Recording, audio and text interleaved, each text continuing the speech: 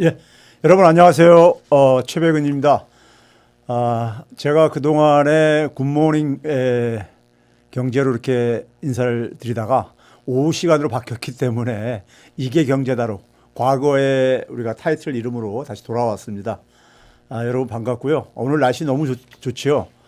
약간 덥다는 느낌이 들 정도로 아주 화창하더라고요. 화창하고요. 여러분들 요즘 계속해서 좀 이제 선거 후유증으로 우울할지 모르겠는데요. 우리가 미리 예방주사 맞았다고 생각하면 되고요. 우리 앞에 어떠한 난관들이 있는지를 확인을 했고요. 그리고 그 난관들을 우리는 또 우리 촛불 시민들은 계속 진화를 하면서 저는 넘어가리라고 생각을 합니다. 그런 점에서 힘들 내시고요. 월요일 시작되었는데 모두들 힘들 내시고요. 요즘 환절기라서 굉장히 집안에 특히 그 노약자분들이 있으실 경우에는 좀 신경들 쓰셔야 될 것 같습니다. 저도 어머님이 지금 상당히 지금 지난 주말에 굉장히 위험한 고비까지 갔다가 좀 호전돼 가지고 다행히 했는데 여러분들도 주변에 노약자분들이 계시면은 좀 신경들 쓰시면 좋을 것 같습니다. 자, 오늘 제가 여러분들에게 인사드릴 주제는요. 3월 고용지표입니다.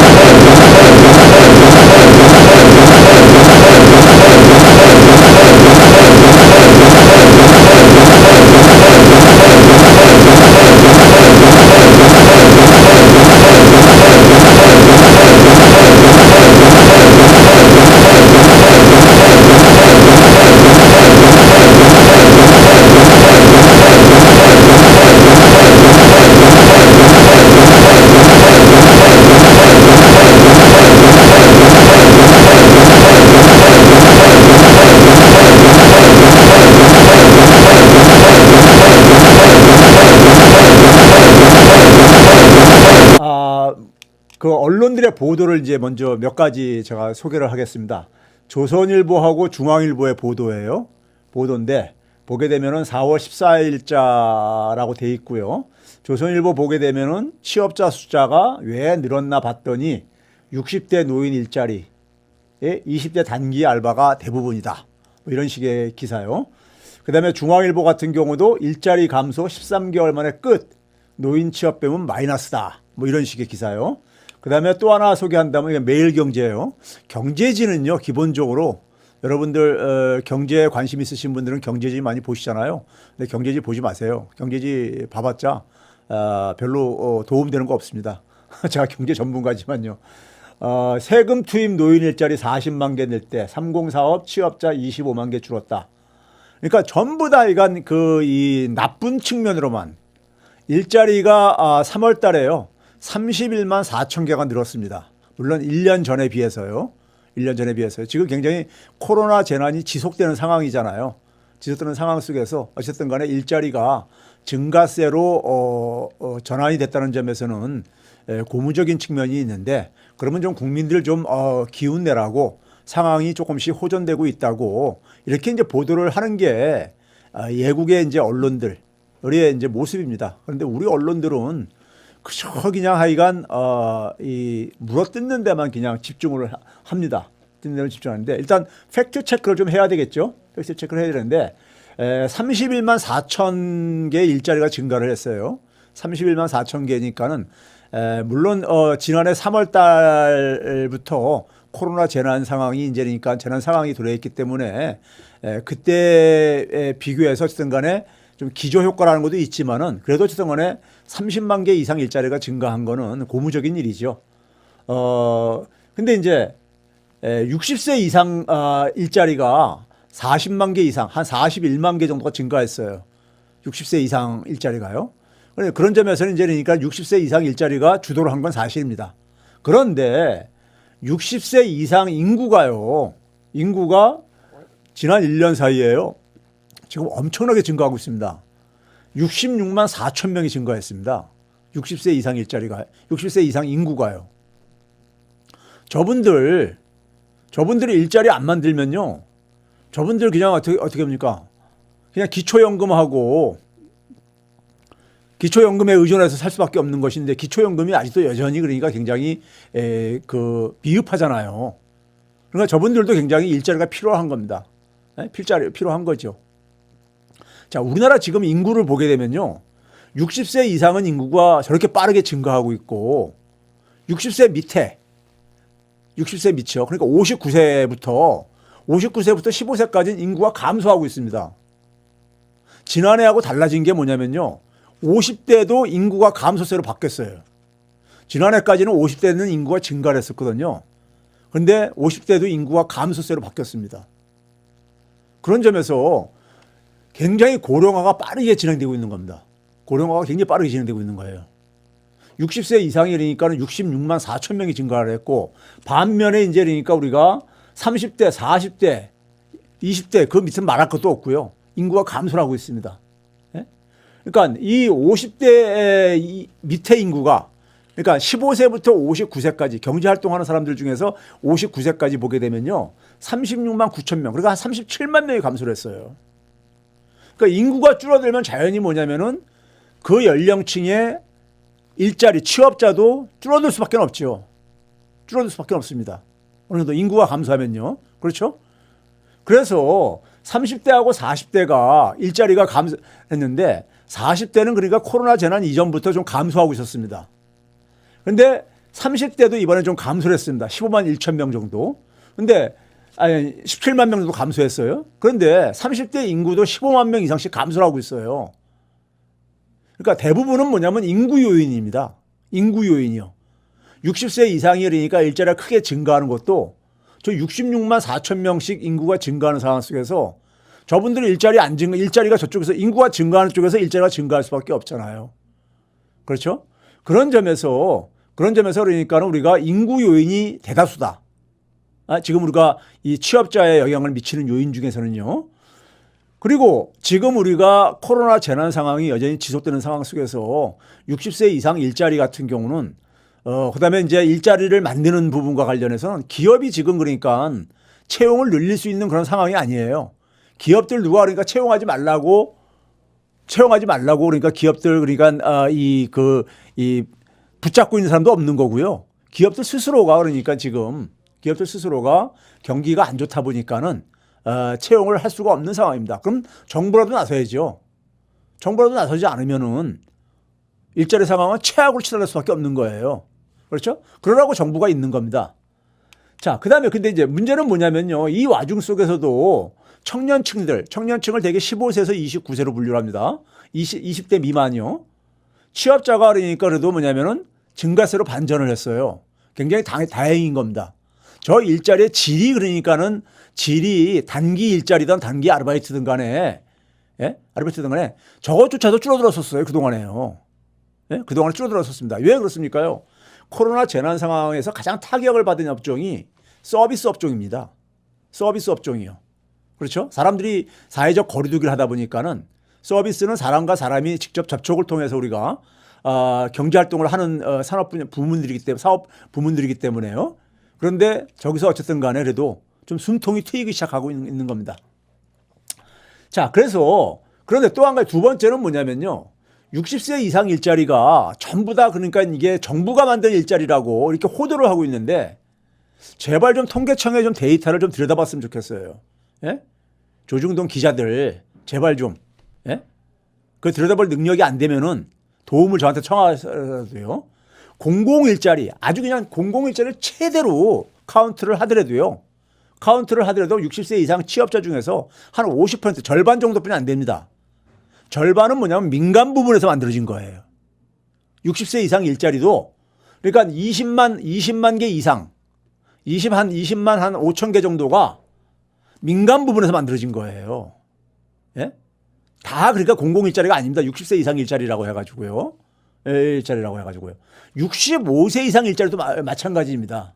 65세 이상 일자리도 한 40%는 민간 부분에서 만든 거예요. 민간 부분에서 만든 겁니다. 그리고 우리가 취업자가 감소하는 부분들을 되게 보게 되면요. 감소하는 부분들을 보게 되면은 아무래도 그러니까는 서비스 부분들, 도소매라든가 숙박, 음식, 이 자영업자들이 많이 밀집되어 있는 곳이잖아요. 그리고 이제 부동산 경기가 좀 둔화로 빠지면서 부동산업 이런 쪽이 좀 거되고 있고요. 그 다음에 이제 뭐 교육 서비스도 마찬가지로 타격을 받았잖아요. 그렇죠? 30대에서 제조업에 있어서 이제 그러니까 우리가 일자리가 좀 줄어드는 게 지금 이제 그러니까 우리가 좀 약간 이제 우리가 안타까운 부분인 거고요. 자, 그럼 국제적으로 좀 객관적으로 좀 평가를 해보자 이겁니다. 객관적으로. 그럼 지금 세계에서 경제가 제일 좋은 데가 미국이에요. 미국입니다. 미국 경제가 지금 가장 이제 주요 국가 중에서 가장 좋게 나가고 있죠. 그럼 미국과 한번 비교를 해보겠습니다. 미국과 비교를 해보겠어요. 자, 우리가 고용률 상황을 볼 때 우리가 가장 중요하게 보는 게요. 실업률, 실업자가 얼마나 차지하고 있느냐. 경제활동하는 사람 중에서 실업자 비중이고요. 또 하나는 뭐냐면은 실업률이 제대로 현실을 반영을 못하다 보니까는 즉 경제활동을 포기해가지고 포기한 사람들은 실업률이 안 잡히거든요. 그래서 우리가 그 인구 중에서 얼마나 취업을 하고 있느냐를 보는 게 바로 고용률입니다. 고용률이요. 그래서 실업률에 다 나타나지 않는 것이 고용률로 이제 잡히고요. 그 다음에 우리가 경제활동에 얼마나 많은 사람들이 복귀를 하고 있느냐. 경제활동이에요. 그러니까요. 그걸 경제활동 참여율이라고 합니다. 경제활동 참가율이라고 그래요. 경제활동 참가율이 제가 줄여가지고 경활참이라고 이렇게 표현한 부분입니다. 그런데 한국은 파란색으로 미국은 빨간색으로 제가 표현해놨어요. 자, 한국을 한번 봐보세요. 실업률 보게 되면은 코로나 재난이 터지기 전에 2년 전에 실업률이 4.3%였었는데 올해 어때요? 4.3%로 코로나 재난 상황으로 코로나 재난 이전 상황으로 돌아간 거예요. 네? 돌아간 겁니다. 근데 미국 같은 경우는 어떻습니까요? 미국은 2년 전에 3.8%였는데 실업률이 완전 고용 상태라고 우리가 얘기를 하는. 근데 지금 6.0%로 지난해보다도 계속 증가를 하고 있잖아요. 미국이요. 그렇죠? 미국은 여전히 지금 그러니까는 악화되고 있어요. 네? 실업률이 계속 증가를 하고 있잖아요. 미국은요. 근데 우리는 어쨌든 간에 우리는 그래도 어쨌든 간에 2년 전으로 다시 그러니까 복귀가 되고 있다는 점이요. 그 다음에 고용률을 한번 봐보세요. 고용률이 굉장히 중요한 지표입니다. 고용률이 중요한 지표인데 우리나라도 고용률은 2년 전에 비해 가지고 아직 회복이 안 됐습니다. 2년 전에 60.4%였었는데 59.8%, 60%가 아직 돌파를 안 했으니까요. 그런데 지난해보다 낮았잖아요. 지난해 59.5%였는데 지난해보다는 개선됐잖아요. 그래도요. 근데 미국은 어떻습니까요? 미국은 계속 떨어지고 있잖아요. 고용률이요. 올해도 지난해보다 계속 떨어지고 있습니다. 그렇죠? 지난해 59.9%였는데 올해 57.8%니까요. 그렇죠? 미국이 경제가 제일 잘 돌아가고 있다는데 바이든이 엄청나게 돈을 투입을 하고 있죠. 그런데 미국보다도 고용률도 괜찮은 편이잖아요. 경제활동 참여에 복귀하는 사람들도 한번 봐보세요. 마찬가지로 이것도 2년 전 수준을 회복은 못했지만은 지난해보다는 회복이 됐잖아요. 62.2%에서 62.5%로요. 그렇죠? 근데 미국은 어떻습니까요?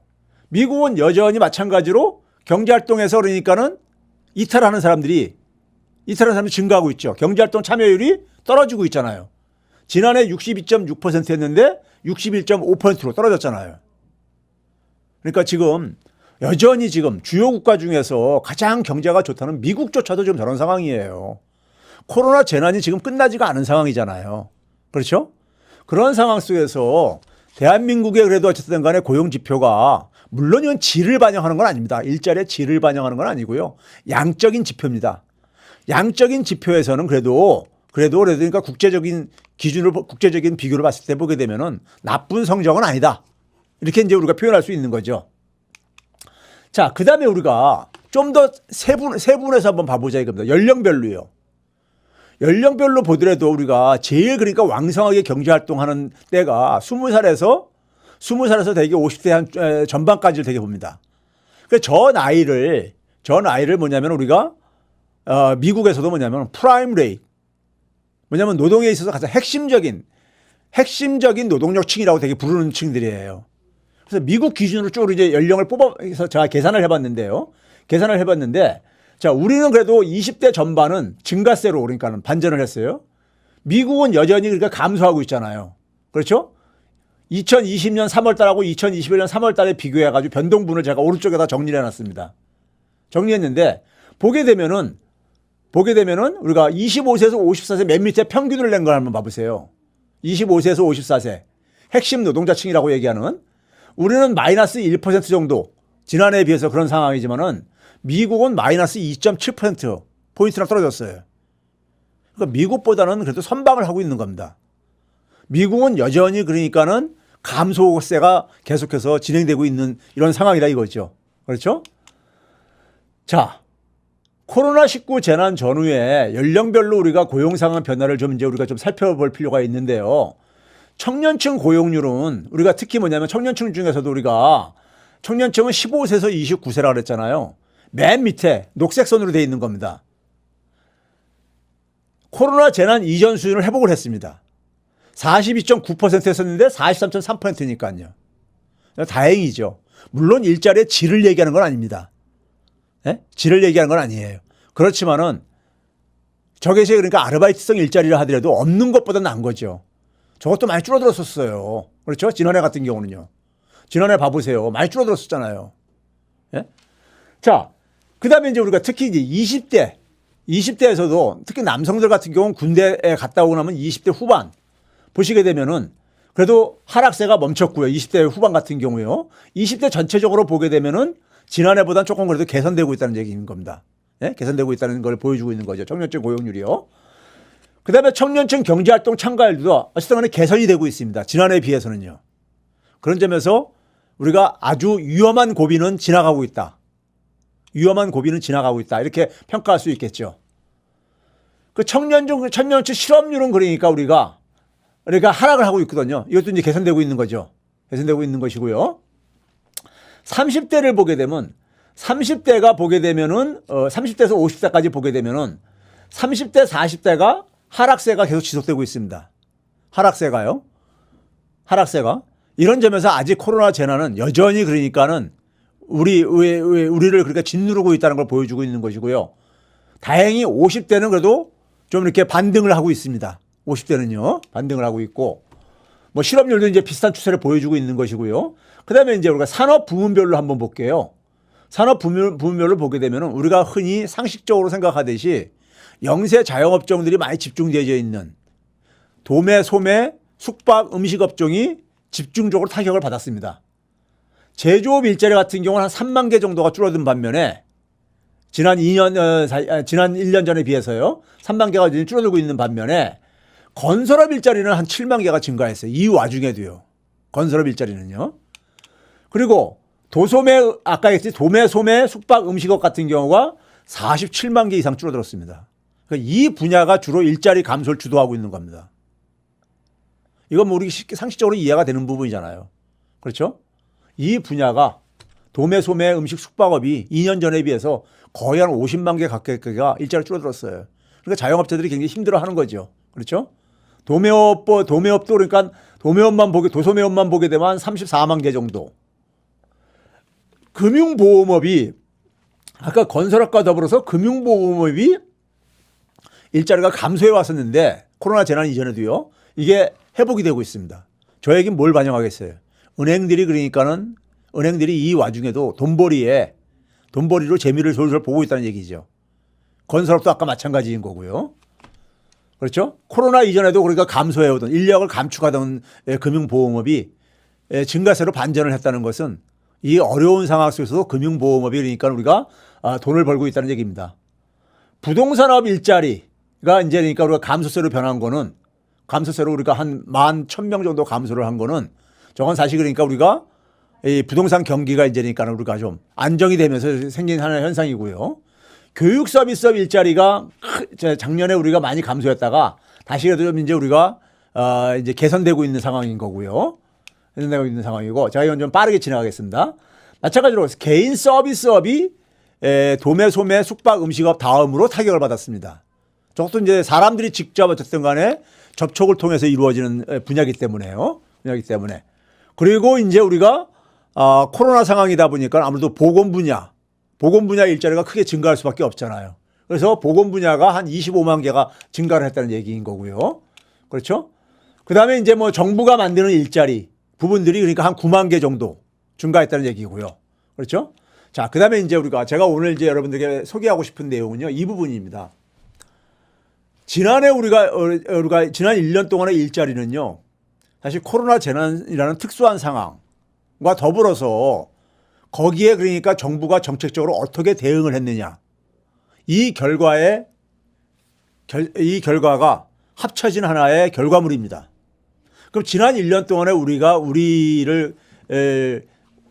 우리 사회에 계속 논란이 되었던 것이 뭡니까? 재난지원금을 전 국민한테 지원할 거냐, 선별로 지원할 거냐, 이거였었잖아요. 이게 고용지표에도 그대로 나타나고 있습니다. 고용지표에도요. 자, 보시게 되면요. 자, 경제활동을 포기한 사람들이 경제활동을 그러니까 할 수 없는 사람을 포함해서 경제활동을 포기한 사람들이 되게 비경제활동 인구에 이제 우리가 잡힙니다. 비경제활동 인구예요. 근데 저기 봐보세요. 파란색 박스로 한 때가 전 국민하고 선별을 같이 했었던 1차 재난지원금을 줬을 때고요. 반면에 빨간색으로 쭉 표시하는 부분이 선별 방식으로만 지원했던 때입니다. 자, 3월달, 4월달까지요. 비경제활동 인구가 급증을 합니다. 급증을 했었어요. 한 얼마입니까? 한 30만 명 정도 그러니까 확 급증을 했었어요. 당시에요. 작년에 봄에요. 그러니까요. 그러다가 전 국민 재난지원금을 지급하면서 한 50만 명 정도가 쭉 감소하잖아요. 그렇죠? 저희 이유를 뒤에서 좀 말씀드릴게요. 그러다가 선별로 바꾸면서 약 100만 명 이상이 그러니까는 경제활동을 포기한 사람들이 급증을 합니다. 급증을 해요. 그러니까 재난지원금 지원 방식이 고용지표에도 영향을 미쳤다는 얘기인 겁니다. 고용지표에도요. 자, 그 다음에 우리가 특히 이제 뭐냐면요. 실업률이 우리가 체감할 수가 없잖아요. 4.3% 체감할 수 없잖아요. 그래서 우리가 그 실업률을 좀 이제 보완하기 위해서 만든 지표가 공식 실업자에 파악되지 않으면서 거의 사실상 실업자에다가 우리가 범주에다가 넣어야 되는 것을 가지고 두 가지를 얘기를 합니다. 하나는 뭐냐면은 자기는 일하고 싶은데 일자리를 그러니까 가질 수 없다 보니까는 실업자로 분류가 안 되는 사람들이요. 그런 사람들이 넓은 의미에서 잠재 실업자들입니다. 잠재적으로 실업자들이라는 얘기죠. 그 다음에 뭐냐면은 자기는 좀 더 일을 하고 싶은데 일자리가 그러니까 단기 일자리뿐이 없어요. 그런 사람들을 가지고 시간 관련 추가 취업 가능자라고 합니다. 자기는 예를 들어서 한 40시간 일하고 싶은데 일자리가 없다 보니까는 한 17시간뿐이 못해요. 이런 사람들입니다. 그러니까 이런 사람들을 가지고 우리가 넓은 의미에서 실업자군이라고 이렇게 얘기를 해요. 그런데 저 시간 관련 추가 취업 가능자나 아니면 잠재 실업자들이요. 이 자영업이 타격을 받으면서 많이 증가할 수밖에 없습니다. 자영업 하시는 분들한테 얘기를 들으면 이런 얘기를 해요. 폐업을 하지 않는 이상에는 직원을 어느 정도 고용을 할 수밖에 없는 그런 경우가 많다는 거예요. 예? 그렇잖아요. 음식점이 그러니까 큰 음식점을 하는데, 예? 손님이 그러니까 우리가 줄어들었다고 해가지고 사람이 그러니까 전혀 그러니까 우리가 없이는 안 된단 말이에요. 없이 안 되는 경우가 있단 말이에요. 그런데 장사는 안 돼. 그럼 어떻게 하겠습니까요? 취업 시간을 줄이죠. 예전에는 그러니까 하루에 그러니까 만약에 한 6시간을 일 시켰는데 이제는 그러니까 가장 손님이 좀 이제 올 때만 중심적으로 해서 한 서너 시간만 이렇게 하는 방식으로 할 수 있잖아요. 그러다 보니 그런 분들이 되게 추가 취업 가능자로 그러니까 이렇게 될 수가 있겠죠. 그렇죠? 그래서 이걸 고려해 보게 되면요.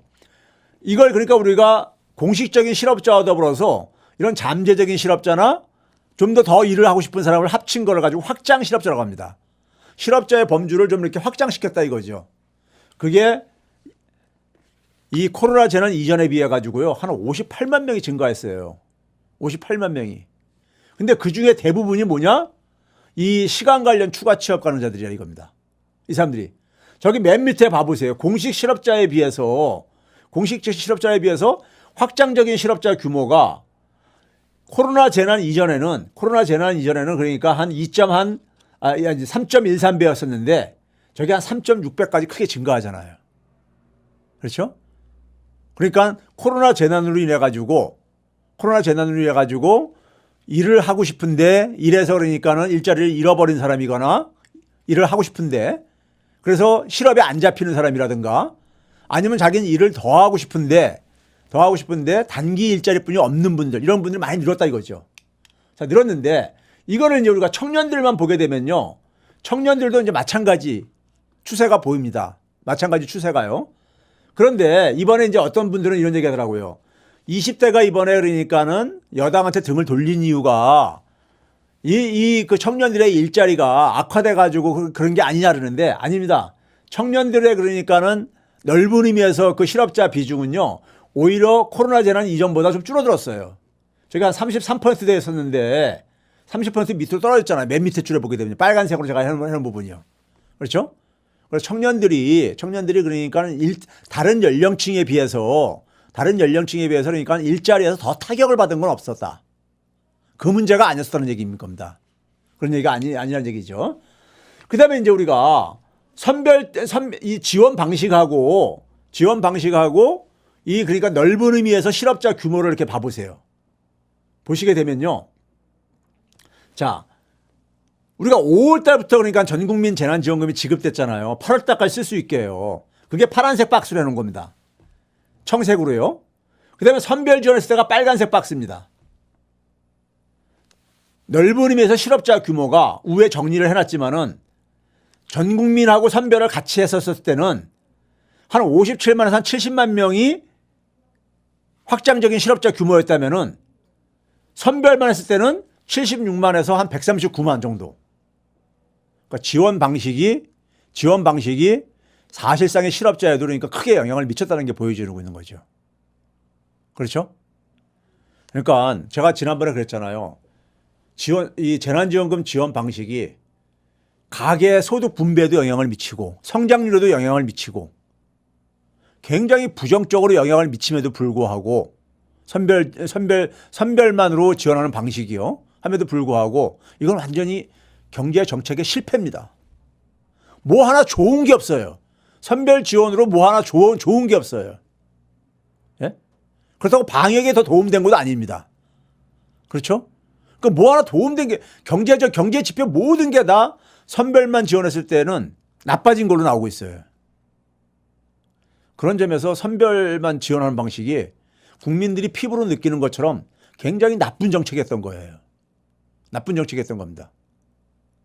이 나쁜 정책임에도 불구하고 이걸 계속 고집을 피우고 있는 이게 경제 정책 수장이 지금 저런 짓을 계속 하고 있는 겁니다. 2차, 3차, 4차 계속 선별을 고집을 하면서요. 그 결과 그 피해는 고스란히 국민들에게 돌아오는 거죠. 국민들에게 돌아오는 거란 말이에요. 저기 한번 봐보세요. 전 국민 지원했을 때 그러니까 우리가 소위 말해서 그러니까 우리가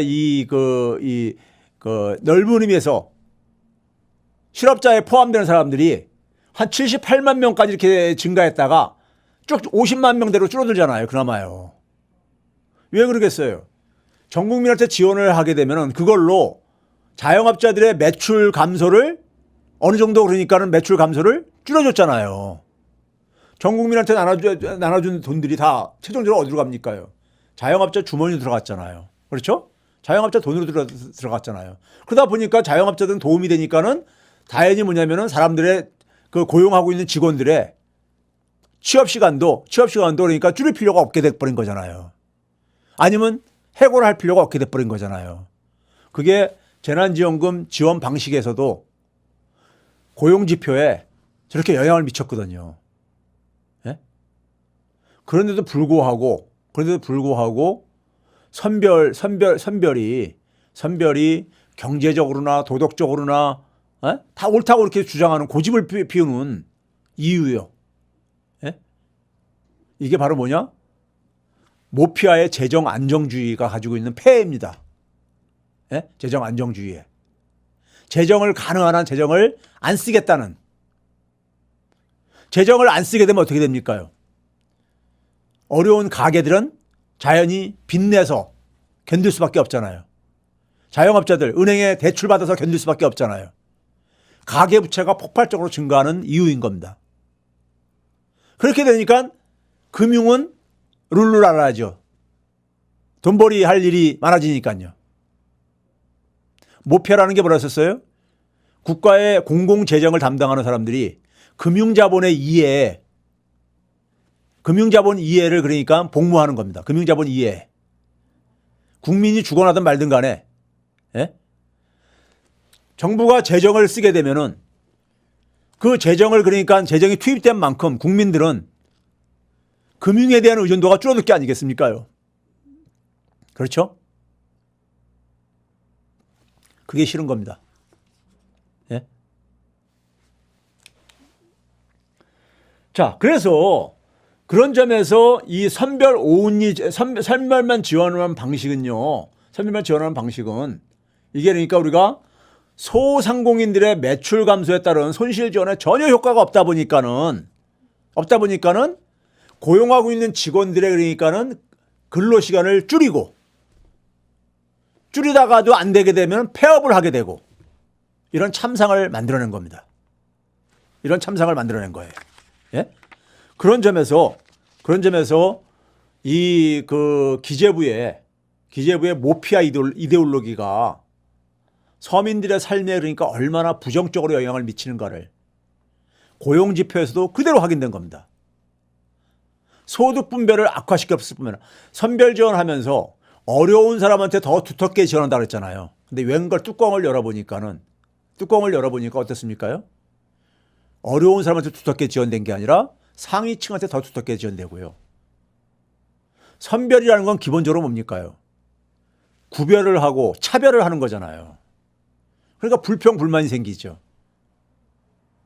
코로나로 굉장히 힘들어하는 사람들이 분열이 되어지죠. 갈등이 생기고 분열되어지니까요. 불평불만이 생기게 되죠. 그게 선거로 나타난 거죠. 그런 점에서 기재부는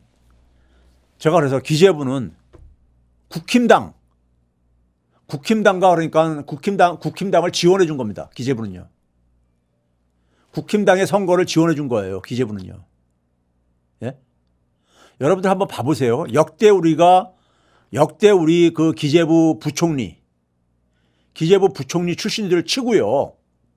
부총리 특히 뭐냐면은 심지어 노무현 정부라든가 문재인 정부에서 부총리 했던 사람들 앞으로 봐보세요. 앞으로 문재인 대통령 임기 끝나고 한번 봐보세요. 야당으로 갈 사람들 많습니다. 야당에서 영입해서 갈 사람들 많아요. 예? 과거에 노무현 대통령 때니까 기재부 부총리 했던 사람 중에도 그런 사람들이 있고요. 예? 그렇죠? 그리고 또 민주당에 남아있더라도 굉장히 보수적인 이런 그러니까 국힘당 쪽하고 거의 오히려 더 그러니까는 그쪽에 가까운 색깔을 보이는 사람들 많죠. 구조적으로 기재부는 특권층의 논리들입니다. 예, 금융자본의 이해를 대변하니까. 예? 금융자본의 이해를요. 경제적인 취약계층들, 서민들의 이익을 대변하는 게 아니라요. 예? 그래서 모피아 그런 겁니다. 예? 자, 그래서 선출 권력 하면 어디입니까? 국회하고 청와대죠. 그 기재부를, 관료를 장악하고 통제를 해야만 됩니다. 그렇지 않으면요. 금융자본의 논리라는 건 뭐냐? 돈의 논리예요. 돈의 논리요. 돈의 논리입니다. 1원 1표의 논리예요. 예? 금융자본의 논리가 지배를 하면요. 민주주의는 질식합니다. 불평등은 심해집니다. 예? 그래서 노무현 대통령이 퇴임 이후에 진보의 미래라는 책에서 관료에게 포획당한 것에 대해서 아주 후회가 남다는 얘기를 했잖아요. 예?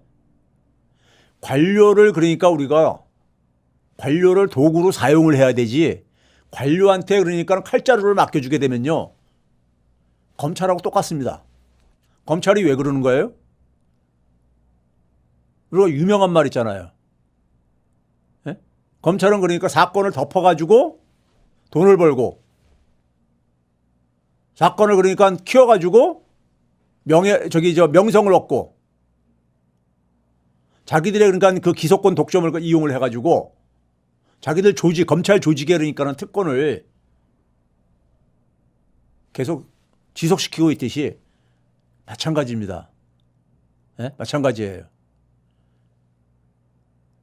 우리 사회에 그러니까 사실 우리가 흔히 그런 말 하잖아요. 청와대 대통령만 바뀌었을 뿐이다. 네? 그렇죠? 나머지 우리가 소위 말해서 실질적으로 공적인 권한을 행사하는 건 어디입니까요? 행정부서들이에요. 관료들입니다. 예?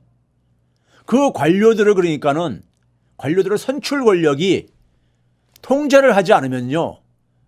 관료들도 자기들 그러니까는 자기들의 이해관계를 위해서 힘을 사용할 수밖에 없어요. 예? 그 사람들이 하나하나가 다 악인이라서 그런 게 아니에요. 우리 기본적으로 뭡니까? 다 자기 이익을 추구하는 그러한 본능이 있잖아요. 예? 자기 이익을 추구하는. 근데 그거를 선출 권력이 통제를 해야 되죠. 예? 선출 권력이요. 그래서 권한을 분산시키는 거 아니겠습니까요? 그런 거 어디서 해야 되는 겁니까? 국회에서 해야 되는 거죠. 근데 지난해 4.15 총선 이기고 나서 새로운 지도부, 이낙연 지도부에서 그런 부분을 전혀 안 했죠. 안 할 뿐만 아니라 오히려 뭐라 했습니까? 같이 한통속이 되어가지고, 예? 홍남기 부총리를 그러니까는 이낙연 전 대표가 지원해주고 그랬잖아요. 같이 짝짝꿍 했잖아요. 예? 그 결과가 4.7 보궐선거 참패인 겁니다. 예? 청와대 내부도 마찬가지죠. 청와대 내부에 소위 정권을 창출해서 외부에서 들어간 사람들. 예? 소위 그걸 가지고 우리가 어공이라 그러죠. 경제 분야에는 어공들이 거의 다 이제 없어져 버렸잖아요. 다 기재부 관료 출신으로 다 대체가 됐습니다. 예? 관료가 이렇게 다 청와대하고 그리고 국회조차도 그러니까는 다 장악당하고 있으니까 그 결과가 4.7 보궐선거 참패로 나타난 거예요. 그런 점에서 우리가 검찰개혁 못지않게 기재부 개혁, 이 관료개혁이라는 것은, 관료집단의 개혁이라는 것은 이거 못하면요. 이런 악순환이 계속 반복됩니다. 반복될 수밖에 없어요. 그래서 이 부분에 대한 우리가 이번에 크나큰 교훈을 얻은 겁니다. 교훈을 얻은 것이고 새로 선출되는 민주당 지도부는 남은 1년을 여기에 온 힘을 기울여야 될 거예요. 이걸 할 수 있는 지도부를 선출해야 되는 겁니다. 이걸 할 수 있는 지도부를요. 그렇지 않으면은 달라지지 않습니다. 달라지지 않아요. 지금 저쪽에서는요. 지금 신이 났어요. 신이 나가지고 이 추세를 몰아가지고 정권까지 빼앗겠다고 대선까지 지금 가겠다고 기세가 등등하잖아요. 예?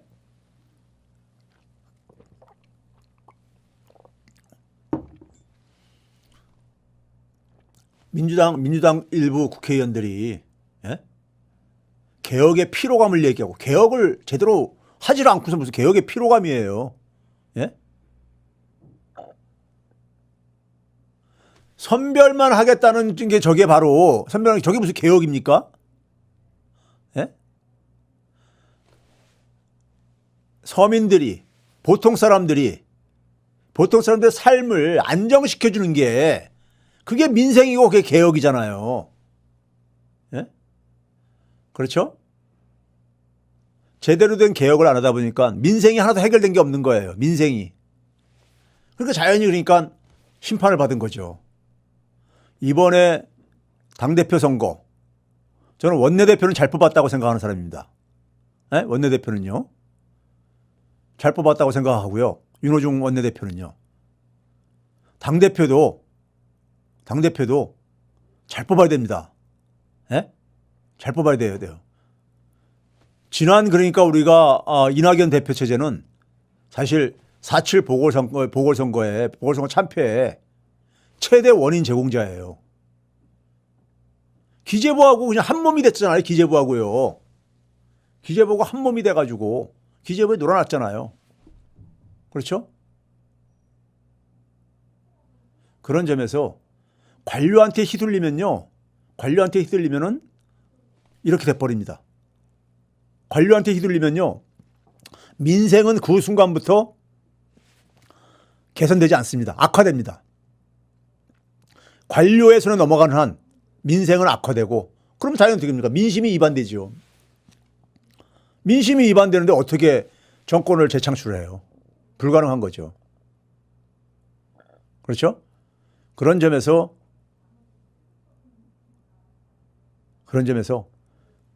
관료한테 휘둘리는 국회와 민주당과 청와대가 관료한테 휘둘리는 한에 있어서는요. 정권 뺏깁니다. 정권 뺏겨요. 예?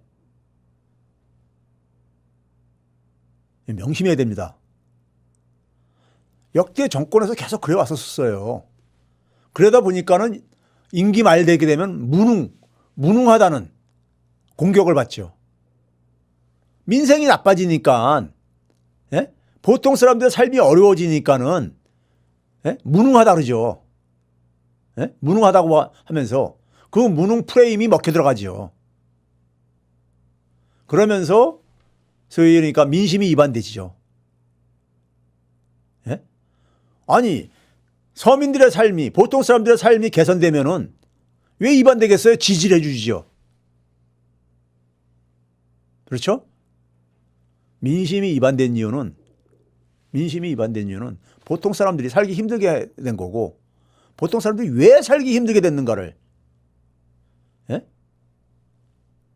그럼 우리가 다른 거 복잡한 건 다 우리가 어렵다고 차치하고라도 지난해 그러니까 전국민 재난지원금과 선별지원만 놓고 보면 딱 보여요. 답이요. 예? 홍남기 부총리가 1년 내내 떠든 게 뭐예요? 재정은 화수분이 아니다. 재정 아껴 써야 된다. 예? 그러면서 계속 얘기를 하는 걸 뒤에서 이낙연 전 대표는 계속 그걸 지원을 해주고. 예? 그렇죠? 그 결과가 뭐예요? 선별 지원이라는 것은요, 이거 신자유주의 복지 정책이에요. 신자유주의라는 게 뭐예요? 재정 지출을 가능한 한 최소화시키라는 게 신자유주의입니다. 왜 그러겠어요? 신자유주의는 기본적으로 자본의 이익을 그러니까는 추구하는 논리예요. 자본, 노동보단 자본. 자본의 논리는 뭡니까요?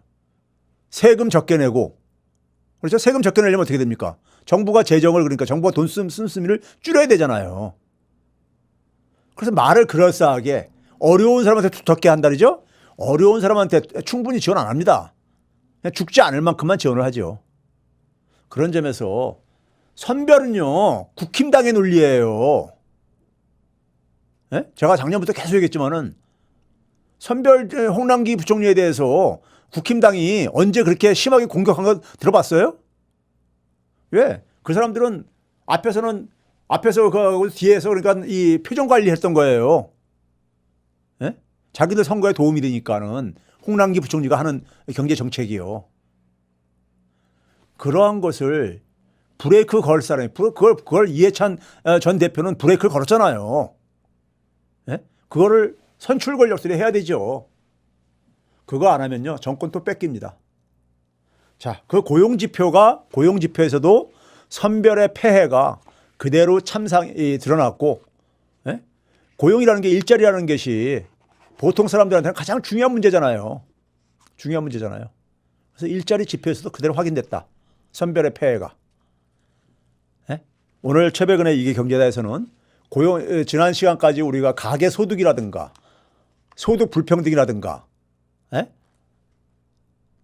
이런 걸 가지고 우리가 선별과 전 국민을 평가했다면요. 오늘은 고용 지표 가지고도 우리가 선별이 가지고 있었던 문제점을 오늘은 좀 소개를 한 걸로 이 시간을 마무리하겠습니다.